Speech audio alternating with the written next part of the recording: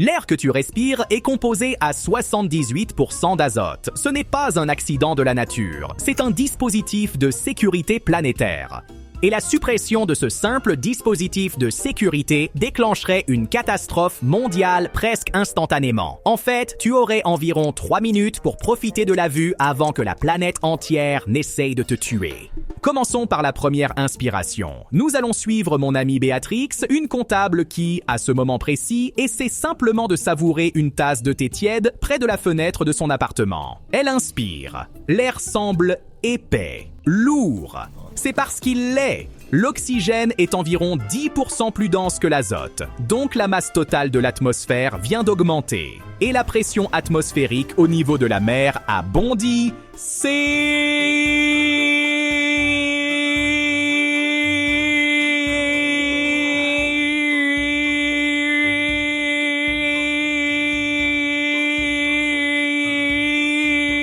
un inconvénient mineur, le premier d'une longue série.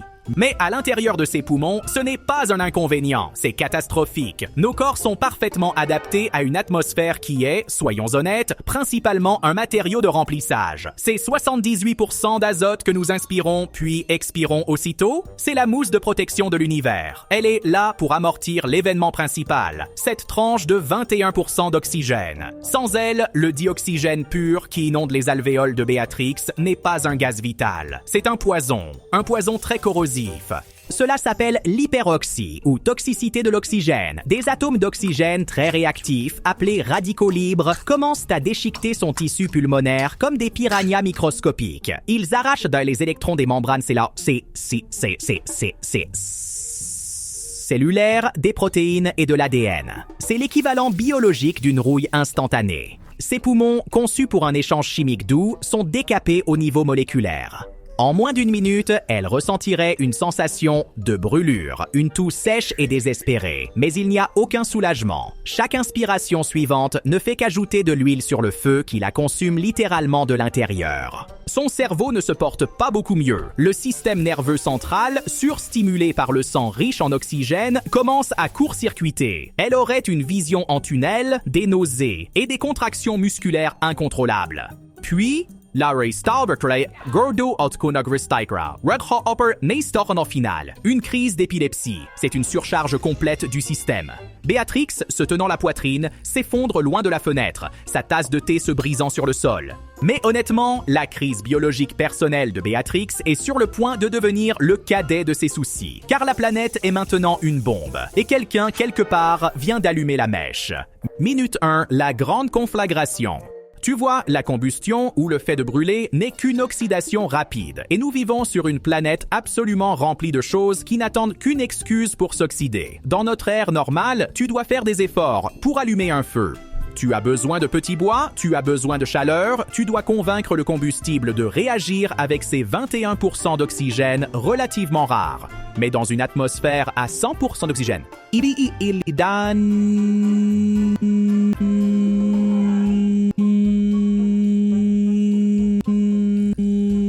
Convaincre, tout veut brûler. Le point d'éclair de chaque objet inflammable sur Terre vient de chuter. Le bois, le papier, l'essence, les cheveux, les chemises en coton, les pneus en caoutchouc.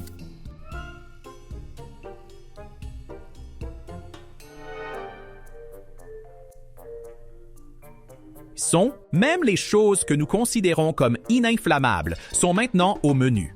La première étincelle pourrait venir de n'importe où. Un éclair au-dessus de l'Amazonie, un retour de flamme de moteur de voiture à Tokyo, une étincelle d'électricité statique de quelqu'un qui enlève un pull en laine à Chicago. Quoi que ce soit, le résultat est le même. Ce n'est pas un feu, c'est une détonation. L'air lui-même participe à l'explosion. L'énergie libérée est si immense qu'elle ne se contente pas de se propager. Elle se propage comme une onde de choc d'une fureur incandescente. Disons que c'était cette voiture avec un retour de flamme Tokyo. Les vapeurs de carburant dans l'air s'enflamment, ce qui enflamme la voiture, ce qui enflamme la rue asphaltée, ce qui enflamme le bâtiment d'à côté. Le feu ne se propage pas en mètres par seconde, mais en kilomètres par seconde. C'est une vague d'énergie thermique pure qui déferle sur le paysage. Béatrix, se remettant de sa crise, regarderait par sa fenêtre brisée pour voir non pas un feu à l'horizon, mais l'horizon lui-même en feu. Le ciel deviendrait d'un blanc orangé terrifiant et brillant. C'est la couleur d'une étoile descendue sur Terre. Heure 1. La tempête de feu.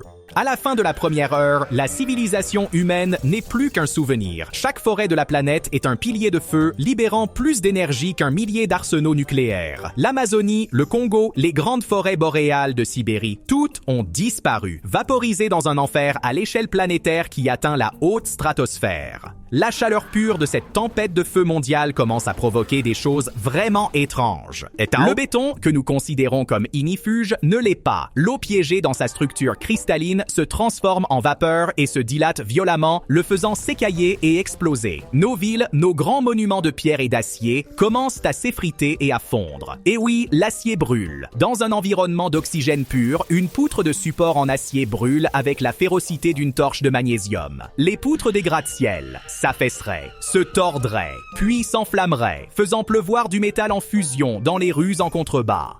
Depuis l'espace, notre planète aurait l'air horriblement belle. La bile bleue aurait disparu. À sa place, une braise incandescente et furieuse, enveloppée dans un feu mondial auto-entretenu. La frontière entre la nuit et le jour disparaîtrait, effacée par la lueur planétaire uniforme de sa propre auto-immolation.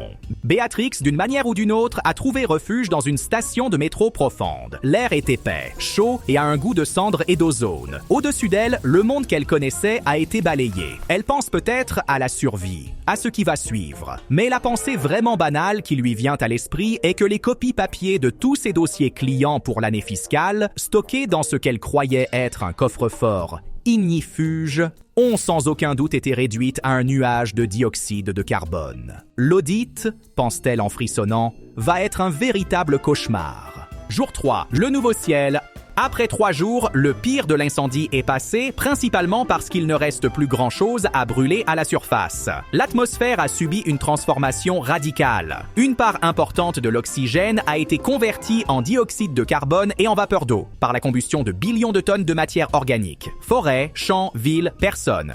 Le ciel n'est plus bleu, ni même orange. Il est noir. Une épaisse couverture graisseuse de suie et de cendres stagne dans la stratosphère, bloquant complètement le soleil. Un crépuscule profond et perpétuel s'installe à la surface de la planète. Et puis, il commence à pleuvoir. Pas une pluie purificatrice, mais une averse noire et acide, tandis que les quantités massives de vapeur d'eau et de polluants dans l'atmosphère se condensent et tombent. La pluie fait descendre la suie, recouvrant le paysage carbonisé et squelettique d'une couche de boue noire et huileuse.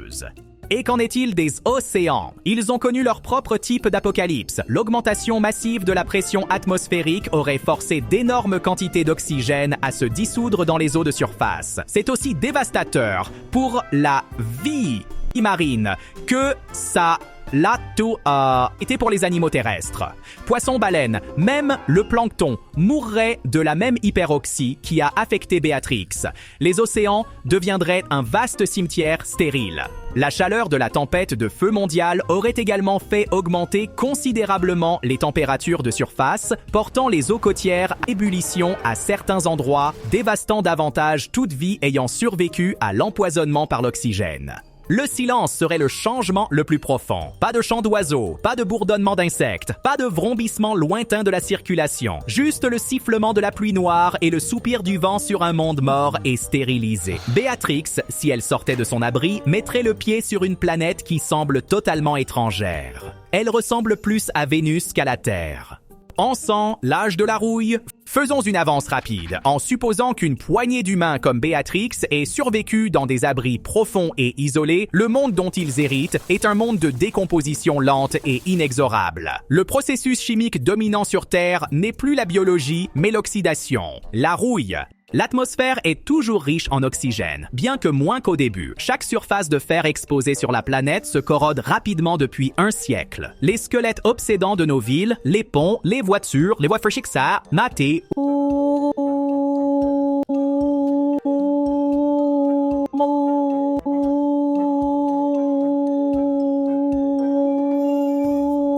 Rouillés. Ils se sont effrités en de vastes dunes de poussière brun rougeâtre. La planète entière rougit d'un rouge martien profond.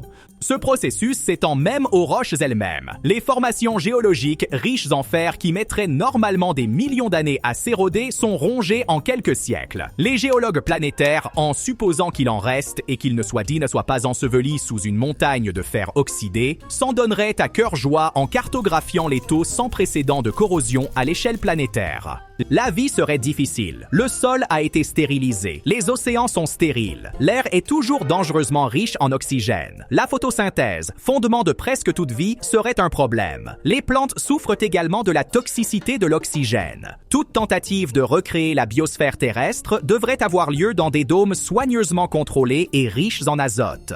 L'humanité serait réduite au rôle de jardinier planétaire, essayant de ramener la vie à l'existence sur un monde qui lui était devenu fondamentalement hostile.